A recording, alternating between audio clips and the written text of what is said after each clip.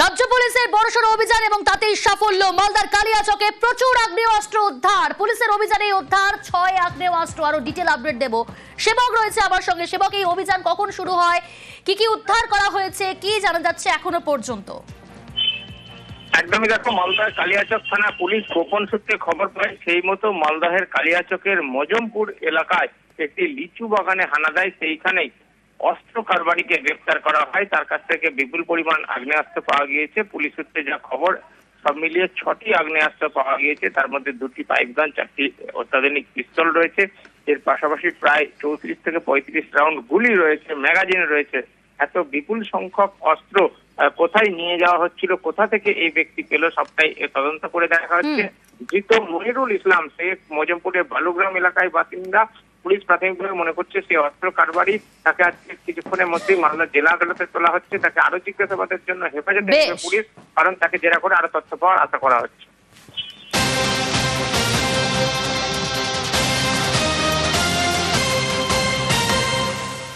আরো এক breaking news, বড়সড় ডাকাতির ছক বানচাল। বীরভূমের কীর্ণাহারে ডাকাতির ছক বানচাল করলো পুলিশ। উদ্ধার করা হয়েছে ধারালো অস্ত্র সহ একাধিক সরঞ্জাম। ইন্দ্রজিৎ রয়েছে আমার সঙ্গে। ইন্দ্রজিৎ, কিভাবে বানচাল করলো পুলিশ এই ডাকাতির ছক? কাউকে আটক বা গ্রেফতার? কতজনকে গ্রেফতার করলো? দাদা, একদম যেটা বলে রাখবো, বীরভূমের যে নানুর এলাকা রয়েছে সেখানে কিন্নাহাট থানাতে, কিন্নাহাট থেকে কুটিসাগর যাওয়ার রাস্তাতে গত রাত্রে একদম রাত্রি 2টোর সময় বেশ কিছু ব্যক্তি জড়ো হয়েছিল এবং পুলিশ সূত্রে খবর ছিল ওই সমস্ত ব্যক্তিরা ডাকাতির উদ্দেশ্যে ওই জায়গায় জড়ো হয়েছে। এবং তারপরই কিন্নাহাট থানা পুলিশ গিয়ে একদম তাদেরকে হাতে নাতে পাকড়াও করে এবং তাদের কাছ থেকে বেশ কিছু ধারালো অস্ত্র সহ ডাকাতির সরঞ্জাম উদ্ধার করেছে পুলিশ, এমনটাই কিন্তু জানা যাচ্ছে। এছাড়া 5জনকে গ্রেফতার করা হয়েছে ঘটনাস্থল থেকে এবং তাদেরকে বোলপুর যে মহকুমা আদালত রয়েছে সেখানে পাঠানো হয়েছে এবং পুলিশের পক্ষ থেকে 14 দিনের পুলিশের রিমান্ড চাওয়া হচ্ছে। কারণ আরো কোথাও তারা ডাকাতির সঙ্গে যুক্ত রয়েছে কিনা না, বা আগে কোথাও কিছু করেছে কিনা না, সেই সমস্ত বিষয়গুলি জানার জন্য পুলিশের রিমান্ড চাওয়া হচ্ছে। বেশ,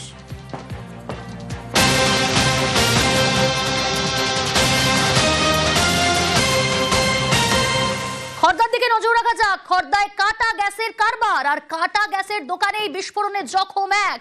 বন্দিপুর পঞ্চায়েতে দক্ষিণ মাঠ এলাকার ঘটনা। বারবার অভিযোগ করেছেন, সরব হয়েছেন স্থানীয় বাসিন্দারা। তারপর এই ঘটনা, স্থানীয় বাসিন্দারা কি বলছেন, কি অভিযোগ তাদের একবার শোনাই আগে আপনাদের। এখানে গ্যাসের কাজ হয়, কাজ হওয়ার পরে একটা অ্যাক্সিডেন্ট হওয়ার পরে গ্যাসটা লিকেজ করে কোনো রকম আগুন জ্বলে যায়। গ্যাসটা নিয়ে আগুন জ্বলে, আপনি গাছপালা দেখুন, সব আগুন জ্বলে গেছে। ওটা মানে ব্যবসা হয় আর কি। হ্যাঁ, ইয়েস, এখানে হ্যাঁ। তাহলে আগুন ধরে গেছিল, ওখানে আগুন ধরেছে, এখানে এসে ফেলেছে। কখন সেটা? রাত 11টার সময়। তারপরে তোমরা কি আতঙ্কিত? আমরা ঘর বাড়ি জিনিসপত্র পর্যন্ত পড়ে গেছে। খর্দায় কাটা গ্যাসের কারবার, কাটা গ্যাসের দোকানে বিস্ফোরণে জখম এক। বন্দিপুর পঞ্চায়েতে দক্ষিণ মাঠ এলাকার ঘটনা। কাটা গ্যাসের কারবারের প্রতিবাদে সরব স্থানীয়রা। 7টি গ্যাস সিলিন্ডার বাজেয়াপ্ত পুলিশের। সুবীর রয়েছে প্রতিনিধি আমার সঙ্গে। সুবীর, কতদিন ধরে এইভাবে কাটা গ্যাসের কারবারি চলছে সেখানে? পুলিশ প্রশাসন কি টের পায়নি? কি ব্যবস্থা নিয়েছেন তারা?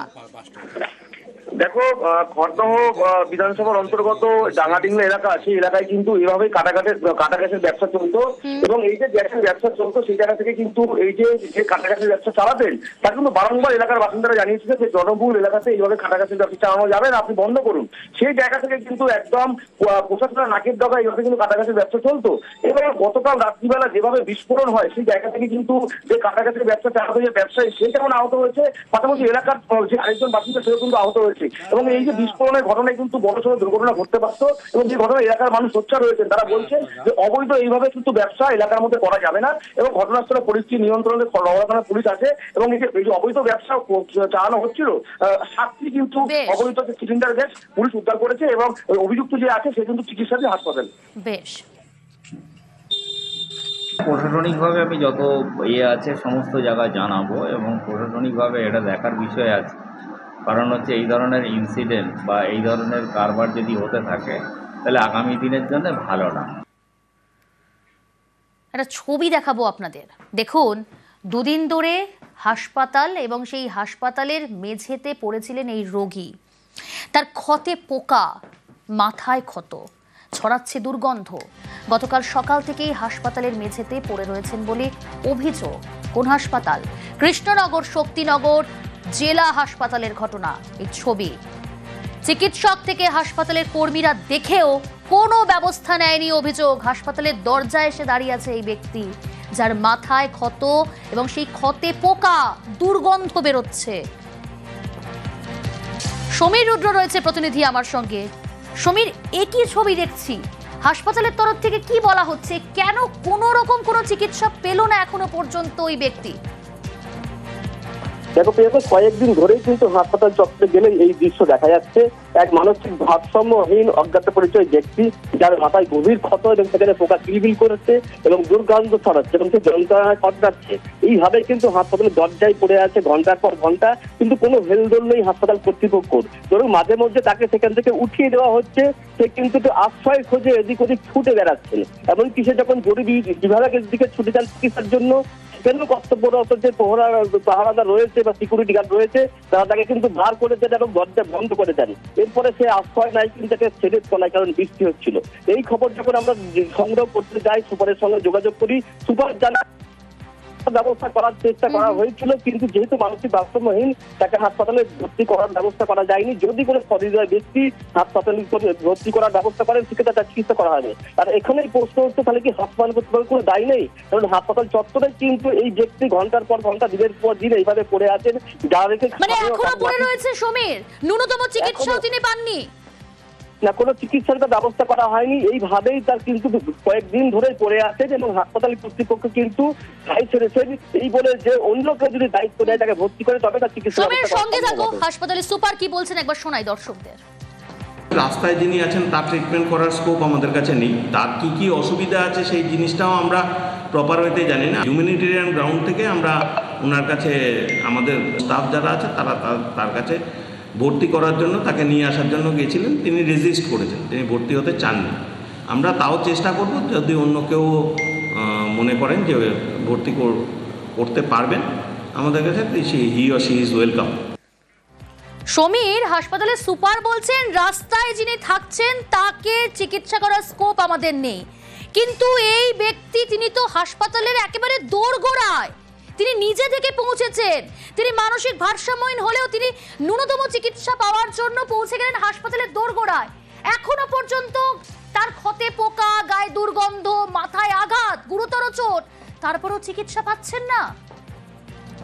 একদমই তাই। আর এখানেই কিন্তু অমানবিক যে রূপ ফুটে উঠেছে কিন্তু হাসপাতাল কর্তৃপক্ষ এবং স্থানীয় বাসিন্দারা তা নিয়ে প্রশ্ন তুলেছে যে এমনিতে কিন্তু এই হাসপাতাল বেহাল অবস্থা, সাধারণ মানুষ সেখানে চিকিৎসা পান না। সেখানে একজন যে নাম পরিচয়হীন, মানসিক ভারসাম্যহীন লোক যদি চিকিৎসা পাবেন না, সেখানে তার যে চিকিৎসা এখানে আশা করা যে বৃথা, সেটা কিন্তু এক ডাক্তার স্বীকার করে নিচ্ছে স্থানীয় বাসিন্দারা। তার কারণ এই হাসপাতালে কিন্তু সাধারণ মানুষের চিকিৎসা পান না এবং এটা বেহাল অবস্থা কিন্তু এই হাসপাতাল চত্বরে।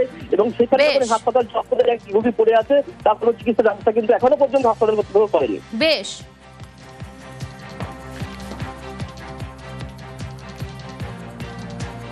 অন্যদিকে নিখোঁজ মানসিক ভারসাম্যহীন যুবককে পরিবারের কাছে ফেরালো ঝাড়গ্রাম পুলিশ। 2 বছর আগে কেরলের তিরুবনন্তপুরম থেকে নিখোঁজ হয় ওই যুবক। বেলিয়াবেড়া থানার উদ্যোগেই কেরলের বাড়িতে ফিরল ছেলে। গোপীবল্লভপুর 2 নম্বর ব্লক, সেই ব্লকের বিভিন্ন গ্রামে ঘুরে বেড়াতো ওই যুবক। রাজু রয়েছে আমার সঙ্গে। রাজু, কিভাবে ফেরানো হলো, পুলিশ সূত্রে কি খবর? দেখো প্রিয়াঙ্কা, প্রথমত বলে রাখি, পুলিশের কাছে এই খবর এসে পৌঁছায় গতকাল সন্ধ্যে নাগাদ এবং পুলিশ তদন্ত শুরু করে এবং সেই ব্যক্তিকে সেখান থেকে উদ্ধার করে পুলিশ নিয়ে আসেন। এবং পুলিশের যে মানবিক মুখ, সেই মানবিক মুখ আবার দেখা পড়েছে, কারণ এর আগেও বিভিন্ন সময় দেখা গেছে যে সমস্ত মানুষজন নিখোঁজ হয়ে যান তাদেরকে উদ্ধার করা এবং বিভিন্ন সময় বিভিন্ন জায়গায় নিখোঁজ হয়ে যাওয়া যে মানুষজন রয়েছেন তাদেরকেও উদ্ধার করে।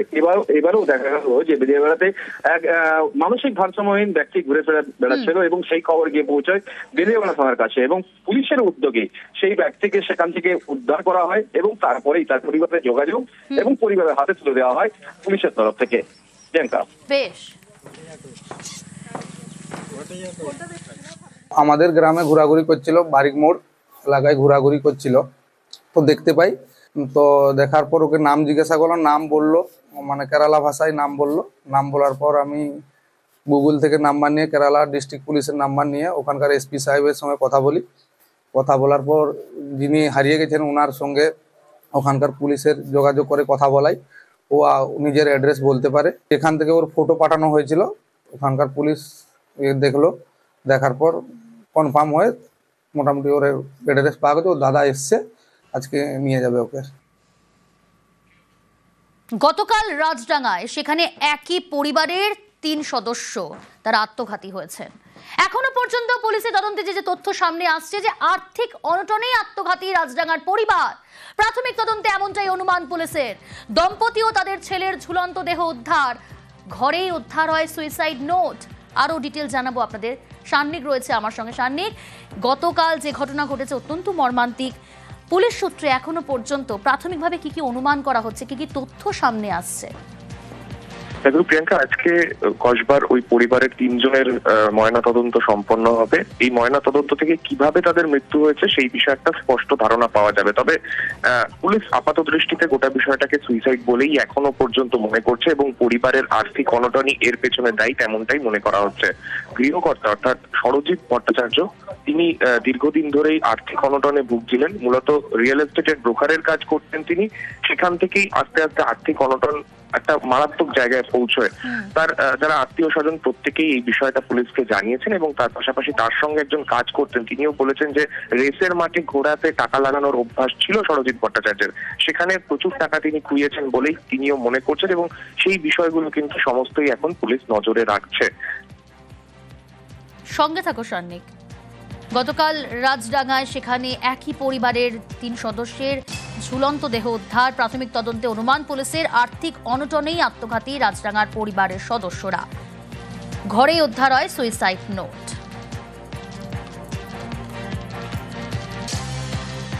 ওনার সঙ্গে আমার 30 বছর ধরে আলাপ। আমার সঙ্গে ইদানিং কাজ হয়েছে লকডাউনে। আমি লকডাউনে ওনাকে খুব বাঁচিয়েছি। আমার সঙ্গে একটা কাজ করেছে, আমাকে একটা প্রপার্টি আমার কাছে নিয়ে আসে, সেখান থেকে আমরা মোটা টাকা পাই। সেই টাকাটা নিয়ে ওর রেসে নষ্ট করে দিয়েছে। আমার ডাউট লাগছে। আমাকে বারবার বলতো যে রেস খেলবি, চল তোকে ঘোড়া কেমন দৌড়ায় দেখাবো। সব ঠিক আছে, সব ভালো, কিন্তু ওই বদভ্যাস, এই আমার মনে টাকাগুলো সব রেসে নষ্ট করেছে। এই জন্য ওর ফ্যামিলি এরম দশা। রিসেন্টলি সবার কাছে শুনছি তো, সবার কাছে টাকা চাইছে। একে বলে 500 টাকা দে, ওকে বলে 1000 টাকা দে, কিন্তু ধার দেনা আছে। তাহলে কি রেসে টাকা লাগিয়েই দেউলিয়া, আর সেই কারণেই আত্মঘাতী একই পরিবারের 3 সদস্য? অনুমান করছে পুলিশ, তদন্ত শুরু হয়েছে ইতিমধ্যেই।